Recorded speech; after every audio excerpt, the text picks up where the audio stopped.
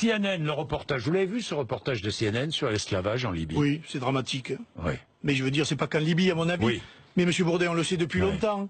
Un jour, je vous présenterai un pêcheur au gros de mon département, au thon, un pêcheur de thon, qui vous dit ça fait 10 ans qu'on ramasse des cadavres en Méditerranée, ça fait 10 ans qu'on connaît les filières, notamment en Libye, etc. Tout le monde est au courant de ce qui se passe. Vous voyez que les bateaux pneumatiques que vous voyez circuler en Méditerranée avec des migrants, il faut bien les construire, ils sortent bien de quelque part, ils ont des moteurs, ces choses-là sont vendues par des réseaux.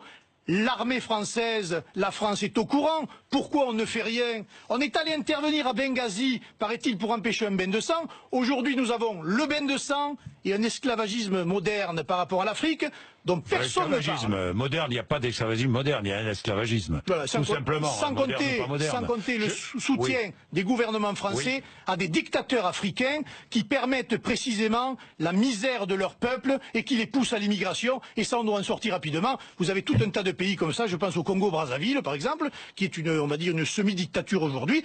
Personne ne dit rien. Tout le monde s'en fout, ça continue comme avant, et je ne suis pas persuadé que les réseaux de la France-Afrique ne soient pas encore présents aujourd'hui dans le monde politique. La France va accueillir les premiers réfugiés évacués de Libye par le HCR au Niger. C'est le rôle de la France d'accueillir aussi. Mais quand il y a des situations dramatiques, c'est pas facile de dire on ne va pas accueillir. C'est pas facile de dire on vous remet à l'eau. Oui, mais Monsieur Bourdin, dans l'Afrique qui démographiquement explose, qui implose par les guerres civiles, par la misère économique, etc.